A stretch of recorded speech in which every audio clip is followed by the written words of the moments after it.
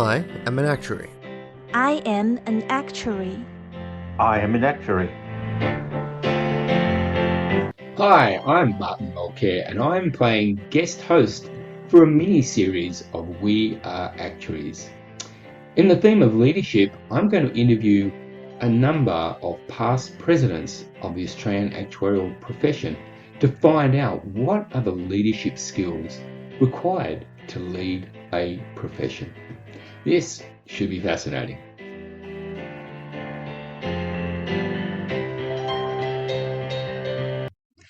Hi, I'm Martin Mulcare, and today I have the pleasure of chatting with Bozenna Hinton. Bozenna was the president of the Actuaries Institute of Australia in 2010. Welcome, Bozenna. Great to see you.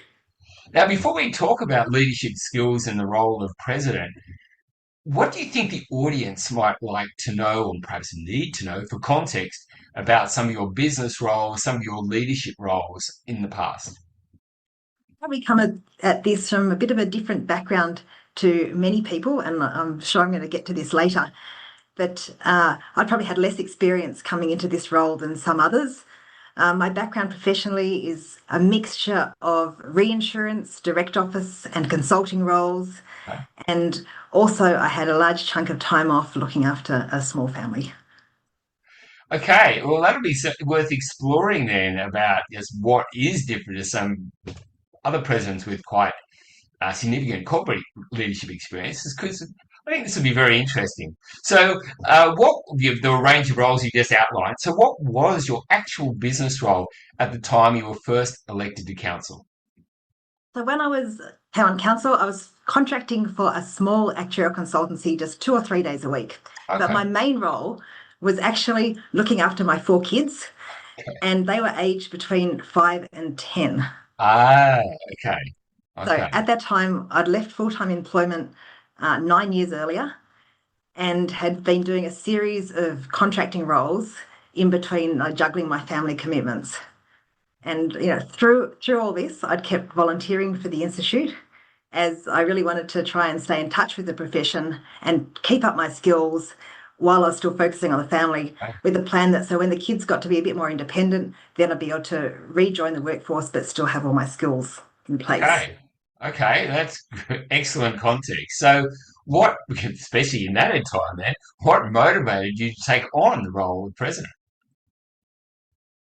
So when I first joined council, it was all about learning what was going on and getting involved, but it was still like relatively around the edges. So there was so much that was happening. It was so exciting, so much opportunity to get involved, but I still wasn't involved in everything and all the nitty gritty. And so in that context, I thought, okay, why don't I take the next step and put my hand up for president? And that was a huge step. Like it was really big joining council anyway, because I was just doing a contracting situation. Every hour that I didn't work and it wasn't paid for, I didn't get the income in. So I had my family commitment, and like I had a choice of my free time to spend working or volunteering or on the family. And so it was a real decision to join council in the first place, and then to step up further to join the president. But I was interested in getting more involved and taking on that strategic leadership role and finding out more. And so I thought, okay, I'll give it a go. And I was lucky enough to be successful. Okay, so that's an interesting kind of motivation. It sounds quite low key, but like just just want to get involved a bit more, see the bigger strategic picture. Was it really as what's the word, as simple as that, or did you have some higher level motivation, do you think? Look, I didn't have a view at that time. Like I hadn't been sat down and thought, I really, really want to be the Australian president. Yep. It was so far above me that I'd never thought that I would ever get to that Right. that level. And so it was really being in the right place at the right time and having that situation and saying, okay, I've got this opportunity in front of me. Why not like seize it with both hands, have a go, take advantage of it, see what I can learn and grow and develop and add and be part of the profession. And who knows where it's going to take me. Okay. So it was really that. It wasn't that I had sat down and said, here's my strategic career path and this is the next thing along the journey to do that. It was here I am in this situation, and we'll go from there. And it was very hard. and it was a huge commitment. I think like everything like that, you get a huge amount back as well. So I learned a lot from that presidential role. Certainly grew and developed a lot, and I hope that I was able to also contribute to the Australian profession at the Well, same time. I'm sure, and we're going to explore some of that in a moment. But it is very refreshing to hear that, you see it as kind of right place at right time rather than having this being a, driving ambition to be the president. Yeah. Okay. So you're in the role, and probably by what you just said, at first, probably a little intimidated by the whole thing. So, in hindsight, what leadership skills were required in your presidential year? So when I did come into it, I wasn't coming in totally cold. I had actually done a lot of volunteering through the Australian Sure. Institute up to that point. So like many people, I'd started off as an exam marker, right? Yeah, And then I think I even did a bit with you, Martin, on the life insurance course review. Do you remember that's that? that's my memory. Yes, indeed. Yes, yes. And then after that, I'd been on the board of examiners and become chair of the board of examiners, and it was probably through that led to me Yeah. getting my council role. So I had experience within the institute and outside the institute at chairing committees, and I think the governance and board leadership is a really big part of the leadership skills. Yes. Obviously, when you're going to be taking that on, you need to be able to effectively chair board meetings. You need to look at the fiduciary oversight. You need to balance the views of diverse members. And in the Australian industry, we've got the life insurance, general insurance, super, health, banking. We need to be able to hold management accountable, set the agenda for the board meetings, make sure you're hearing from everyone and balancing all those viewpoints and making sure that you actually get a decision. In the international space, that's usually a consensus decision, maybe less so in Australia, but certainly reaching that decision. So governance and leadership is a key point, Yeah. a key part of it. There's also other points too. So strategic vision. So you are leading council, and together with council and the presidential trio, you're setting the strategic direction for the profession. And so you need to be anticipating how actuarial skills are going to evolve, identify emerging practice areas, and be able to position the institute to remain relevant and influential. Okay. There's other stuff too. Let me. So just before you go, I'm very keen to hear the other stuff. But it's Yeah, interesting because I think audience members probably think about president and that latter part about strategy leading the whole profession. They probably think, oh, that's the role of president. But they may overlook the importance of the governance skills. As you said, yeah. it's the management, i.e., the Actuaries Institute team you're holding responsible, accountable, but also having to manage and lead and run. The council, the board. So they're not insignificant skills, are they? Those No, they're governance not. skills. So this, for example, the CEO is reporting to you. You're having Yes. to do the CEO's performance review each Yeah. year. We had just had, when I'd been president, we had just appointed a new CEO. So not me, but actually, no, I think I was involved in it as well, where we did all the whole interviews for the new CEO. So, that is one of the things you have to do whenever you do have that change. And you have to be so looking at the timeline of the CEO. How long have they been in that role for? Is there going to be turnover? Making sure they have good career development. Look, they get to do all the stuff. You don't do any other of the other staff Yeah. management, but you are responsible for the CEO. But even, I mean, not many members of the audience would have had a CEO reporting to them. Exactly. What would you say is the core skill about reviewing, uh, making the CEO accountable, undertaking that sense of they're reporting to me? What's the key skill for you, do you think? You want them to be successful. And if Yeah. they're successful, the institute's going to be successful. So you want to enable their success. So you don't want to get in the way of their Yeah. success. Nice. You've got to be very, very careful about what's their responsibility versus the council's responsibility. And so having clear lines between that. And sometimes CEOs can go too far, Yeah. especially CEOs who are long tenured, because you have Yes. the revolving presidents. Yeah. And so then the long tenured CEOs can know more Yep. than the short tenured presidents. So that can be a problem. You have the different situation when you have a new CEO come in and they don't know, so you could be tending to Yep. do too much. So getting Yep. that balance right, but it's how you can set them up for success. You don't want to have to replace your CEO every, 2 or 3 years. No, That's very, very expensive as a volunteer of course. organisation. So how can you actually enable them for success and Yeah. make sure that they have the support network that they need, and making the connection? So setting expectations and measuring those expectations. and giving them the right sort of feedback along the way, but without getting in their way. You don't want to do Well, their job for them. that's neat. That's neat. That's, very much what a good concept of really enabling, I think, is a good one. So let's go on to the things that the audience probably are more interested in. This strategy, this vision thing. So the vision thing, what's the significance of that for president of a profession? You've got the vision, then you're really inspiring the volunteers. So without a vision, you're not inspiring them. The volunteers don't have to be there. They've all got like their professional jobs. They've all got their home responsibilities. They've all got a lot on their plate. They are choosing to be there.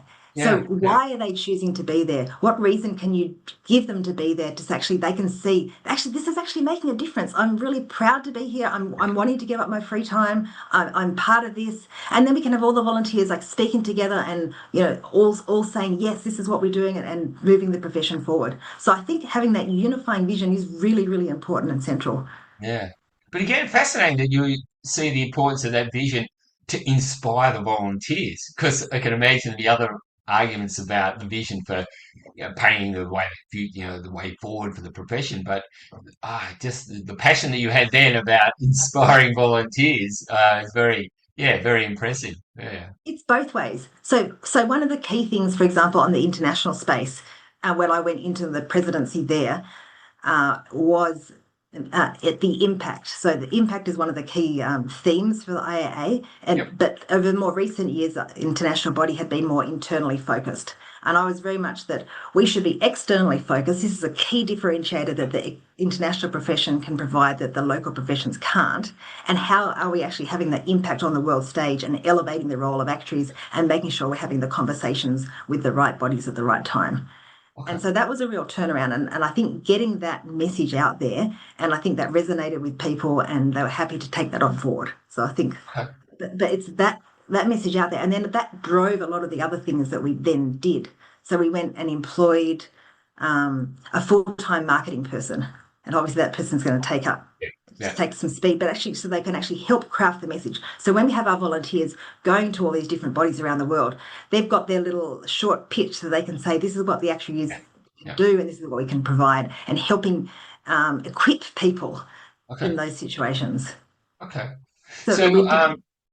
well, I'm keen to talk about the International Association shortly, but I cut you off because you've got other things, other skills to talk about in your role Yeah, as yeah, president. yeah, yeah. Okay, so going back to the leadership skills, Yeah, so we talked about the governance board leadership, we talked about strategic vision. yeah, Another one is stakeholder engagement.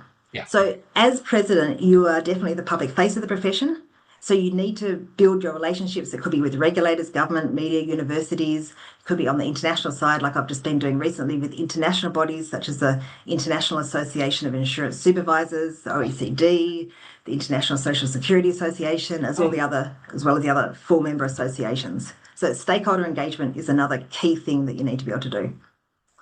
Then there's also advocacy and influence. So you need to be able to represent the actuarial perspectives and be putting that forward and being able to influence stakeholders both within the profession and outside the profession. And then there's member representation. So you need to understand and balance the needs of all your broad membership group. So you've got your students right up to your yeah, senior fellows, and you've yeah, got all the different practice areas. And then even in the Australian Institute, we've got different geographies around Australia, and I yes, think we've got between 20 and 25% of our members in other countries. So we have yeah, to be able to balance yeah, all those needs. yeah, And internationally, you asked about that earlier, internationally, we've also got the different cultures and the different languages. And so, you've got all of those things to try and juggle, and you've got to maintain trust and engagement throughout all those different people.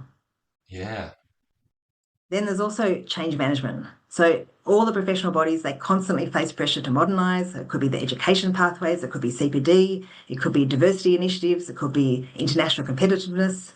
And so as president, you've got to build consensus. Sometimes around you've got difficult changes. of course. And so going back to the Australian Institute, when I became president in Australia, we had just introduced the more formal recognition of the associate Yes, qualification. And so associates were then able to call themselves actuaries. And you probably remember this, Martin. I And at remember the vividly. time, there was a lot of member engagement and discussion about whether we would proceed with that change, and had been some resistance to it. But anyway, we went through, and it had just been made just before I became president, and so then we were sort of embedding that change during my presidency, and I think that's been a really positive thing. But it was a change requiring a lot of member engagement.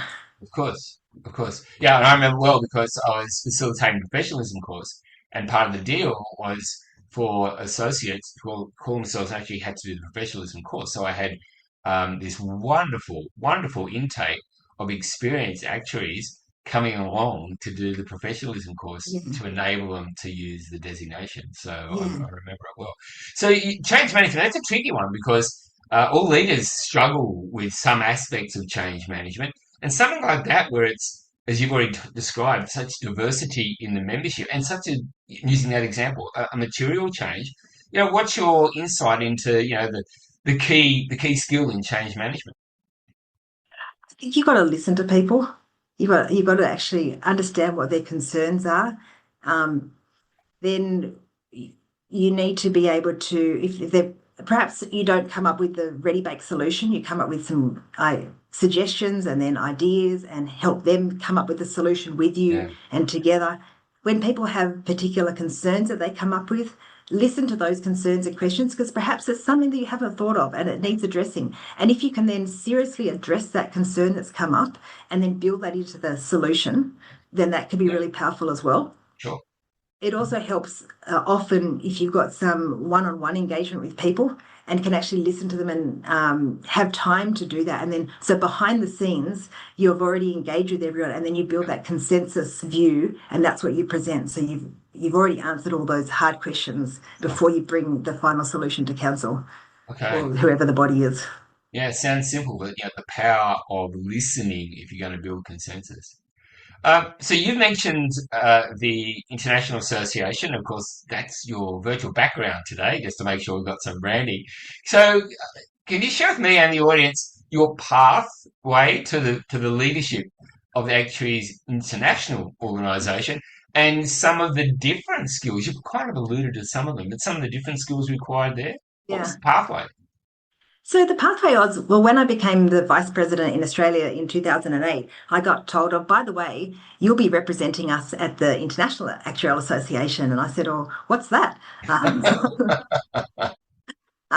So anyway, that was my introduction. And then, part of my duties as vice president and then as president was attending the meetings. And I thought, well, if I'm going to be attending the meetings, I might as well join some of the committees and serve on some of the committees at the International Actuarial Association. And so I asked around and said, well, which committees do we have no Australian volunteers on? And at the time, it was the Social Security Committee, the Pensions Committee, and the Membership Committee. They were the ones that no one was interested Yeah. in. And I said, great, I'll join those three committees. So I did. And so I joined those committees and I started attending the meetings, and I was also attending the President's Forum and the Council meeting and some of the other meetings at the IAA. And so having been involved and served on those committees and for the 3 years, at the end of that, they were putting someone on the nominations committee, and I didn't know my name had been put forward. And anyway, I got told, "Oh, congratulations! You're now on the nominations committee." And I said, "This is a really big honour for Australia, but." I hadn't planned on really continuing my involvement with the IAA past my Australian presidency, but I was like, I couldn't really turn that down because it was, Mm. yeah, it would have looked really bad from Australia's point of view.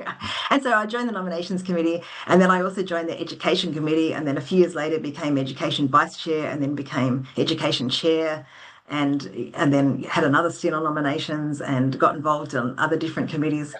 Um, and then became Australia's rep on the new strategic planning committee and Wow. Wow. joined the resource and environment working group and was vice chair on that. So I got heavily involved and then joined the professionalism committee. So I was doing a lot of volunteer work internationally as well as doing stuff back in Australia. At the time, I was the Life and Wealth Management Practice Committee chair in Australia, and then was on Australia's international committee. So I was doing a lot of juggling of different things. But in my international experience, I'd always said I wouldn't stand for the presidency because I was too busy with my corporate career. But things changed at the end of 2023. And so I thought, okay, I could put my hat in the ring and see what happens. And so I did, and I was lucky enough to be elected in 2024. So, Wow. Wow. Oh, wow. Congratulations. That yeah, is, but it's a remarkable pathway stemming from your involvement in the Australian leadership. Yeah. yeah, Wow. no, Uh, that's right. That's right. and I did play guest at one of your professionalism committee meetings that you chaired. So I got to see you in action in that format as well. So, 2024 international chair. Uh, Chair in what are 2024. different skills? What are different skills required there, if any? From an international profession rather than an Australian profession or even any national profession. We'll be right back. Julia Lessing's new book, Senior Leadership, An Essential Guide for Actuaries, covers advanced managerial strategies designed for more experienced leaders. It builds on the foundation of Julia's first book, Aspiring Actuarial Leaders. Together, these two books offer actuaries a complete leadership development pathway. The strength of this new guide lies in its practical strategies that actuarial leaders can implement to improve teamwork and organizational effectiveness. We're thrilled to collaborate with Julia again. She's an inspiration to actuaries everywhere.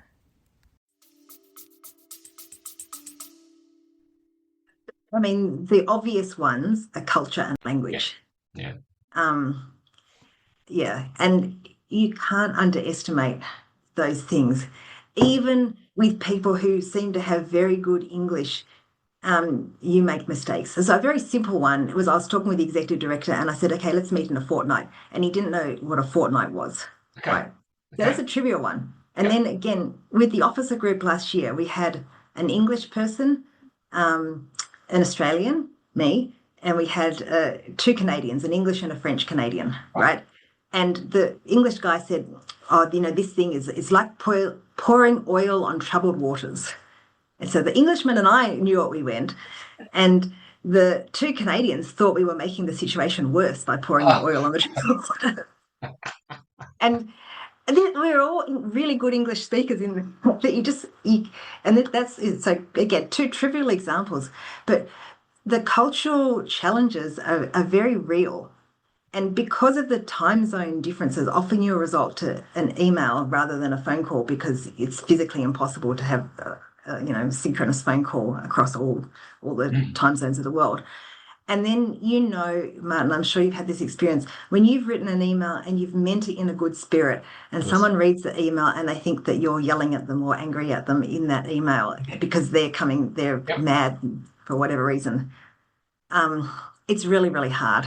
Sure. And then especially add to that the English may be their second language. Yes. Yeah. Yeah. And I suppose, so one other thing is when I chair a meeting, I really try and include everyone in the room. And so there'll be the loud voices, they're easy to include, but there'll be people who don't speak up. And so with those people, I will call on them and I'll say, okay, I haven't heard yet from person A, B, and C, so I'd really like to hear from you now. So after we've heard from this current person, I'm going to call on A, B, and C. And so I try and give them some time. So That's clever. That's clever. Giving them a little bit of warning. Yeah. Yeah, so I'm not trying to make it difficult for them, but I am wanting them to know that I really do want to hear from them, and so they can have then some time to think about what their response is going to be. Even if they want to say I've got nothing to say, that's fine too. But I want to make sure that they've got a little bit of warning and that they are included. Nothing. Yeah. Well, I think I'd like to think that inclusion, is a high quality for all leaders, but it sounds like international role, it's even more important that inclusion, because of the cultural and linguistic differences, you've got to be even more deliberate about inclusion. Yeah. And being really aware of it. And I have to try and speak slowly.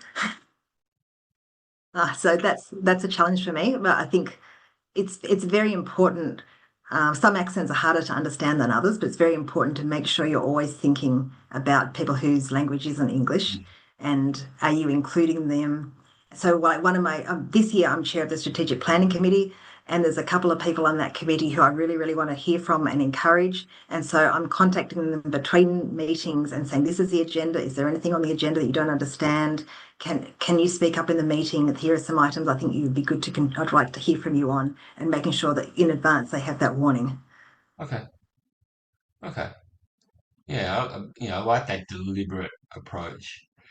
So, 2010, you've described a whole range of skills that were important and that you were able to apply in your role as president.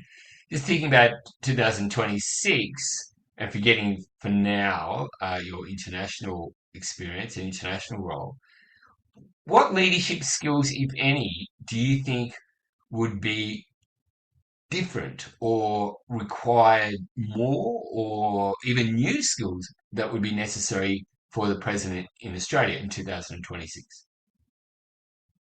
Core skills are the same. And so the skills I was talking about before were things like your vision, your Yep, stakeholder yep, engagement, your governance and your board leadership, your advocacy and influence, your member representation, your change management, and even volunteer leadership. So I think all these things are really important, yeah. and you want to be hitting on those. Okay. So you come from the school that there are core skills and leadership that remain universal over time. Yes. Okay. I'm not going to dispute that, but it's worth posing to the audience. What do they think about how things change over time or not? And maybe it's also a bit of an ad for really honing such skills because they're still going to be required in 15 years' time. I mean, there's always the problem of the day. And so Yeah, you might have a greater focus on the problem of the day, of course. of what comes up. So, for example, for me in my presidency, we were talking in the International Association about, which is an association of associations, right? So Yes. so it doesn't actually have a role for individuals, but we were talking about having a role for individuals, and there is a role for individuals. So and we all agreed we did want to have something for individuals as well as the Association of Associations. And then in the International Association, they have what we call sections. So it's groups of people with common interests. And they took this, or some of those people in some of those leadership roles took that as a threat when we were having this Ah, discussion. And so then there was a lot of time and effort speaking to those individual section chairs one on one and the section chairs as a group and explaining the difference. And there was a lot of miscommunication because people were hearing what they wanted to hear rather than what was being said. And then you had to say the same message again and again and again. So that volunteer engagement was took top priority for a lot of my year last year, even though my key theme was the whole impact and outward yeah, focus. And yeah, so it was a real balancing act between those two things for me. sure. So, you're in a very privileged position, having led the profession in Australia, leading the international profession. So, what would you say is your broad perspective on the future of the profession? And I'm very happy for you to differentiate the future of the profession in Australia from the outlook for the profession globally. So, look, I have to acknowledge that in Australia right now, I think things are pretty challenging. So, my background has mainly been in life insurance, and we've had rounds and rounds of consolidation. And that's a really tough place for many, especially life insurance actuaries. And if we looked what's happened in the past, you will remember when there was a big move from defined benefit to defined contribution. We can also expect that in the future there will be consolidation in the general insurance industry and the health insurance industry. Don't know the timeline, but watch this space. So this is the environment we're in Australia. However, look where we are. There are new roles opening up in climate. We've got those new S1, S2 standards. Actuaries are really well placed to be advising on those standards. There's AI. Look, we've seen a number of Australian AI firms being really, really successful. Previously, we had a lot of actuaries move into risk Yep, when we had the serial qualification, and risk management is a core actuarial skill. There's many sure. people in that field. Even in banking, when we had the situation in Australia when all the banks bought the insurance companies, a lot of actuaries moved into the banking space. I think actuaries are going to continue to innovate and move into new spaces. Actuaries are smart people. They're financially literate. They understand uncertainty. So they can speak to the actual problem Yes. or the issue, not just that black and white question that's being asked. And people like that with those skills are always going to be in demand.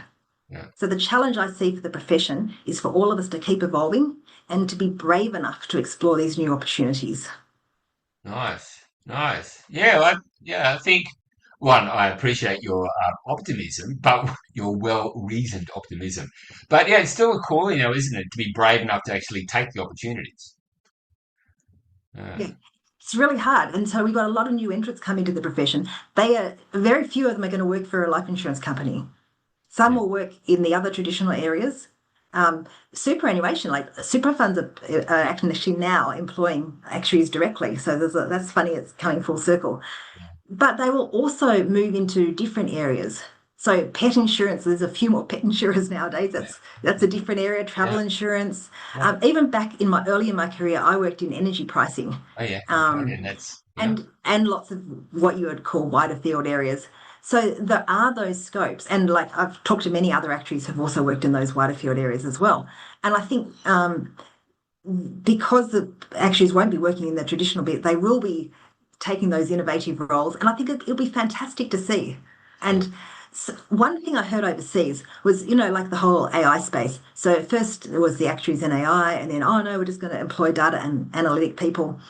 But they found out that those people just answered the question in front of them. And Yeah. so some of those firms, I can't remember which country this was, they were saying, no, we're now going back to employing actuaries and training up the actuaries because they do actually understand the issue and they'll answer the problem. They won't just answer the whatever we ask them. So Okay. I think the future is bright. The future is there. It's challenging. It's scary because we don't know the answers yet.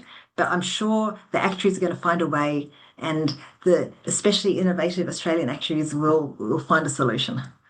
Well, I'd love to finish on that bright, positive note, but I've got one question we ask all of the speakers to answer. So, thinking of young actuaries aspiring to leadership roles, what's your top tip for them? Your top tip for actuaries aspiring to leadership roles? My tip is really learn to lead people who don't have to follow you, as this is going to really stand you in good stead when you've got to influence others. And that could be as a board or clients who can then walk away from you, or regulators or anyone else you're going to try and persuade. And so you can do this by seeking out roles where you've got responsibility without authority. And this could just be in Nice. chairing a working group through the Institute, say, or a project at your work, or coordinating a cross functional initiative. And when you're doing those roles, notice what works and what doesn't, especially if you've got a low key, a low stakes one to start off with. Mm. And then reflect on when people have followed you and when they don't, and try and work out why. And some of the things we touched on earlier can lead to this. So rather than just saying, okay, this is what we're doing, right? You could open it by framing the problem compellingly and then answering the question, and then drawing people in that way, and so they can start solving the issue with you rather than just saying here's the answer and then they might not like it. Wow. And we also touched on if they've got objections, when someone pushes back, then try and actually find out what the concern Yeah. is that's underneath that position, and if it's something reasonable that you haven't addressed, then make sure you can address it. So there's things like that, and even like, creating a small win early. So Yeah. when you take Yeah. it, see what you can actually deliver and say, yep, we've done a little bit, and that can help get people on board. So there's lots of different techniques you can do, but it's good um, trying to see if you can actually lead those people who don't have to follow you. Yeah, very insightful and a great challenge for many members of the audience. Yeah, lead people who don't have to follow you. It has been a fascinating conversation today, and we've covered a lot of territory. Thank you very much for your time today, Bozenna. Thank you, Martin. It's been a pleasure. So there you have it, real life stories and practical tips from a leader using their actuarial superpowers to make a difference in the world.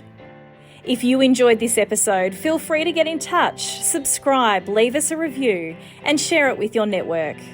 You'll find details from today's interview in the show notes below and on our website www.guardianactuarial.com.au. Until next time.